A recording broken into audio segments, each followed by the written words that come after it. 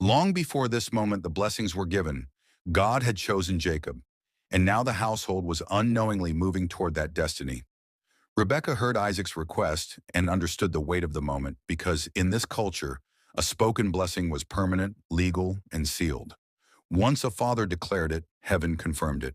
She quickly prepared a meal and dressed Jacob in Esau's garments. The smell of Esau's clothes carried the scent of the fields, and people believed scent represented identity and future blessing. When Jacob entered the tent, Isaac touched the goat skins on Jacob's arms and smelled the garments, believing the identity before him matched the voice he heard. Jacob received two separate blessings, one promising heaven's dew, grain, and wine, and another granting authority over nations and siblings.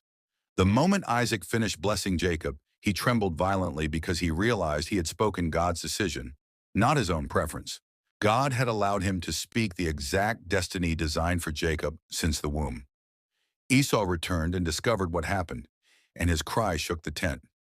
Isaac could not reverse the blessing because blessings in their culture were binding as a royal decree. Yet Isaac spoke a different prophecy over Esau, declaring he would live by the sword and one day break free from his brother's control. Rebekah understood the danger Jacob was now in and prepared him to flee to her family in Haran. Hidden inside this chapter is another layer that people overlook. The plan unfolded so smoothly because Isaac's household was large and divided into many tents, giving Rebekah room to act without servants interrupting. Her influence in the home was strong, and her decisions carried weight equal to a matriarch of a great house. The clothing Jacob wore symbolically transferred Esau's outward identity just long enough for Isaac to confirm the destiny God already intended. Meanwhile, Esau's future descendants, the Edomites, would one day rebel and fulfill Isaac's prophecy of breaking the yoke. Jacob walked away not just with a blessing, but with a double inheritance of prosperity and authority, setting the foundation for the future tribes of Israel and the line that would carry the promises forward. Rebekah watched the Hittite wives in her home and felt a quiet ache grow inside her. Their customs, their gods, their way of life pulled in a direction far from the God she and Isaac followed.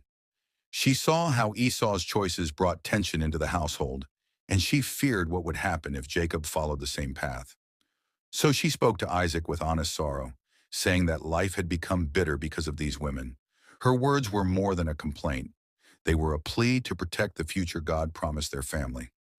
Isaac listened, and from that moment the path opened for Jacob to leave, to find a wife who shared their faith, and to continue the covenant story that had begun with Abraham.